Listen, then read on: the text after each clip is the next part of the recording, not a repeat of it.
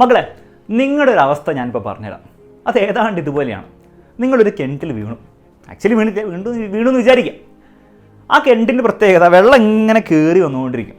ഒരു പ്രത്യേക തരം കിണറാണ്. വെള്ളം ഇങ്ങനെ കയറി വന്നുകൊണ്ടിരിക്കും. നിങ്ങൾ ആദ്യം നോക്കുമ്പോൾ വലിയ പേടിയൊന്നുമില്ല. കാലിൻ്റെ മുട്ടിൻ്റെ അത്രയും വെള്ളം കയറിയിട്ടുള്ള എന്താ പേടിക്കാൻ മാത്രമേ ഉള്ളൂ. അപ്പോൾ നിങ്ങളെ രക്ഷിക്കാൻ വേണ്ടി ഞാൻ മുകളിൽ നിൽക്കുന്നുണ്ട്. ഞാനൊരു കയറിട്ട് കയറി വരാൻ പറഞ്ഞു. നിങ്ങൾ നോക്കുമ്പോൾ എന്തിനാ പേടിക്കേണ്ട ആവശ്യമൊന്നുമില്ല, വെള്ളം മുട്ട് വരെ ഉള്ളൂ. നിങ്ങൾ എന്ത് ചെയ്യുന്നു? കയറുള്ളൂ, സാർ അവിടെ നിൽക്ക്, ഞാൻ മെല്ലെ വരാൻ പറഞ്ഞു. വെള്ളം മെല്ലെ കയറുന്നുണ്ട്. പ്രത്യേക ഒരു കുളിരൊക്കെ വരുന്നുണ്ട്. കയറി പോകാൻ തോന്നുന്നില്ല. നല്ല സുഖമുണ്ട്. തണുത്ത വെള്ളമൊക്കെയാണ്. നല്ല സ്വിച്ചിങ്ങനെ ഇരിക്കും. ഞാൻ നിങ്ങളെ വിളിക്കുന്നുണ്ട്, കയറി വന്നോ, ഇനി ചാൻസ് കിട്ടില്ല എന്നൊക്കെ പറയുന്നുണ്ട്. പക്ഷേ നിങ്ങൾ മൈൻഡ് ചെയ്യുന്നില്ല. വീണ്ടും വെള്ളം മുകളിലേക്ക് കയറി ഏതാണ്ട് ഇവിടെ വരെ എത്തി. അപ്പോഴും ഒരു പ്രത്യേക സുഖം, ഒരു സ്വിമ്മിംഗ് പൂളിലൊക്കെ ഇരുന്ന് ഫീൽ. നമ്മുടെ ആവേശത്തിൽ അമ്പാൻ മറ്റേ ലോറീൻ്റെ മുകളിലിരിക്കുന്ന പോലെ ഇങ്ങനെ സ്വിച്ച് നിങ്ങൾ ഇരിക്കുകയാണ്. ഞാൻ വീണ്ടും വിളിക്കുന്നുണ്ട്, നിങ്ങൾ മൈൻഡ് ചെയ്യുന്നില്ല. അവിടെ സാറോടൊക്കെ ഞാൻ മെല്ലെ വരാൻ പറയും. അങ്ങനെ കയറി നിങ്ങൾ ആലോചിച്ച് നോക്കി എത്ര നേരം നിങ്ങൾക്ക് ഇങ്ങനെ വെയിറ്റ് ചെയ്യാൻ പറ്റും? ഞാൻ വിളിച്ചുകൊണ്ടിരിക്കും, കയറവിടെ ഉണ്ടാവും.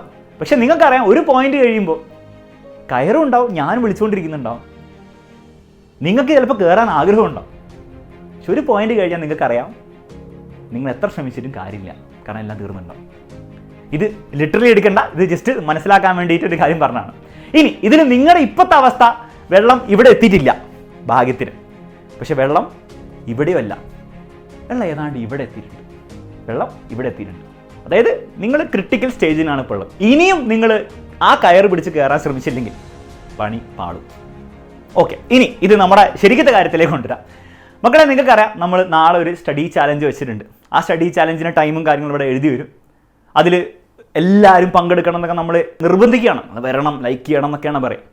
ഇനി ഞാൻ റിക്വസ്റ്റാണ് ചെയ്യുന്നത്, ദയവ് ചെയ്ത് നിങ്ങൾ നാളത്തെ ലൈവിൽ വരാതിരിക്കരുത്. എന്തായാലും വരണം. നിങ്ങൾ നിങ്ങളുടെ ഫ്രണ്ട്സിനെ കൂട്ടി വരണം. ഇതിന് കാരണം എന്താ വെച്ചാൽ, ഞാൻ നേരത്തെ പറഞ്ഞ പോലെ തന്നെ ഇവിടെ വരെ വെള്ളത്തിയിട്ടുണ്ട്. നമ്മുടെ ചാനലിൽ കുറേ സ്റ്റഡി ചാലഞ്ചൊക്കെ ഇതിന് മുമ്പ് വന്നിട്ടുണ്ടാവും.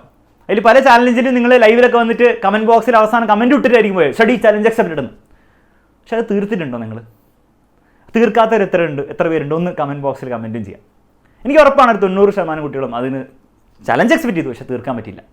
ഇത് വളരെ നാച്ചുറലായ ഒരു കാര്യമാണ്. ഞാൻ നിങ്ങളെ കുറ്റം പറയല്ല. കാരണം വളരെ എളുപ്പമാണ് സ്റ്റഡി ചാലഞ്ച് അക്സെപ്റ്റ് ചെയ്തു എന്ന് പറയാനും പിന്നെ ഓളത്തിലൊക്കെ പങ്കെടുക്കാനും ഭയങ്കര എളുപ്പമാണ്. പക്ഷേ അത് ആക്ച്വലി തീർക്കുക എന്ന് പറഞ്ഞാൽ ഭയങ്കര ബുദ്ധിമുട്ടാണ്. കാരണം നിങ്ങൾ ചാപ്റ്റർ പഠിക്കണം, ലൈവുകളിൽ വന്ന് ഇരിക്കണം, ഭയങ്കര ബുദ്ധിമുട്ടുള്ള പരിപാടിയാണ്. അപ്പോൾ എനിക്ക് ഉറപ്പാണ്, ഭയങ്കര ബുദ്ധിമുട്ടായതുകൊണ്ട് തന്നെ നമ്മൾ പലർക്കും എന്താണ് തീർക്കാൻ പറ്റുന്നുണ്ടാവില്ല. നിങ്ങൾക്ക് തീർക്കാൻ പറ്റുന്നുണ്ടാവില്ല എന്ന് തന്നെയാണ് എനിക്ക് തോന്നുന്നത്.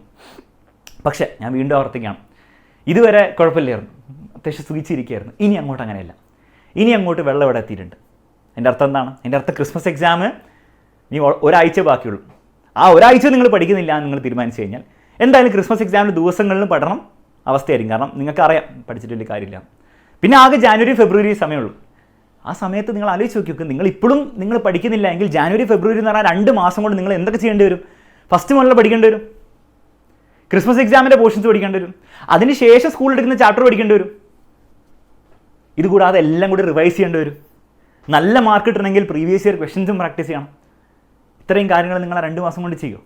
നിങ്ങൾക്ക് ചെയ്യുന്ന അത്ര ഉറപ്പാണെങ്കിൽ നിങ്ങൾ ഈ വീഡിയോ കാണേണ്ട ആവശ്യമില്ല, നിങ്ങൾ നാളത്തെ ലൈവിൽ വരേണ്ട ആവശ്യമില്ല. പക്ഷേ ഞാൻ പറയുകയാണ്, പല കുട്ടികളും ഇങ്ങനെ വിചാരിക്കും ചെയ്യാൻ പറ്റും, പക്ഷേ അത് ഇമ്പോസിബിൾ ആയിട്ടുള്ള കാര്യമാണ്, അല്ലെങ്കിൽ ഇംപ്രാക്ടിക്കൽ ആയിട്ടുള്ള കാര്യമാണ്. അപ്പോൾ ഞാൻ വീണ്ടും ആവർത്തിക്കുന്നു, ഇനിയും നിങ്ങൾ ലേറ്റ് അല്ല. വെള്ളം ഇവിടെ എത്തിയിട്ടുള്ളൂ.